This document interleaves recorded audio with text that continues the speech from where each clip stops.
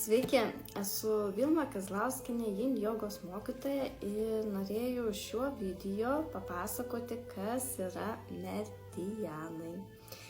Nes Yin jogoje dažnai mes naudojame šį žodį. Dažnai iškyla klausimas, o tai kas tie meridianai? Tai yra iš kinų medicinos kilęs žodis. Nes kinų medicinoje nėra vien tik tai mūsų kūnas kaip oda, mėsa, raumuo ir kaulas, bet yra giliau, tai yra, kad yra energetiniai kanalai, pro kuriuos teka mūsų chi energija. Kinų kalboje chi energija, sanskritų kalboje prana ir lietuviškai gyvybinė energija. Mūsų gyvybinė energija.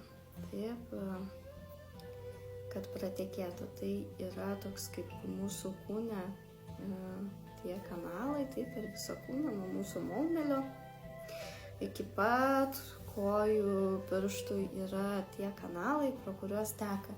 Ir kur neteka, neprateka, ten dažniausiai būna problemos.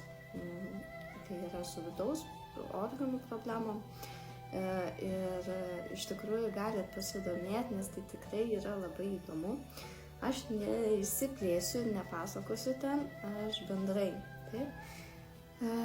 Ir tie kanalai, meridianai turi savo laiką. Jų yra 12, aš juos pasakysiu, kokie jie ten yra. Ir kiekvienas meridianas turi savo laiką.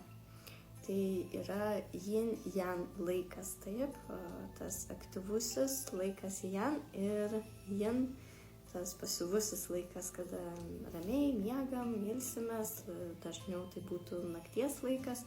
Yang yra dienos laikas, kada mes aktyviai leidžiam laiką ir tam tikri meridianai yra irgi aktyvus. Dar plačiau įsiplėtus, tai jie dar susijęs su stichijom. Mūsų kūne irgi yra tos stichijos, tai žemė, vanduo, oras, metalas ir medis ir panašiai, ten aš jau nebeišsiplečiu labai. Tai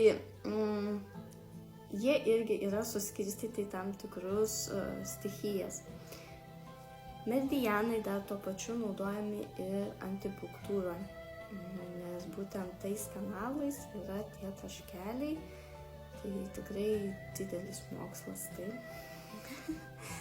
Ir taigi, kiek tų meridianų yra? Jų yra iš viso 12. Ir tai yra plaučių, širdplėvės, širdies meridianas, storosios žarnos, triūbo šildymo meridianas, plonosios žarnos, šlapimo pūslės meridianas, skrandžio, kepenų meridianas, blužnies kasos meridianas, inkstų ir tulžies pūslės meridianas. Štai yra 12 tų mūsų energetinių kanalų. Taip, meridianų.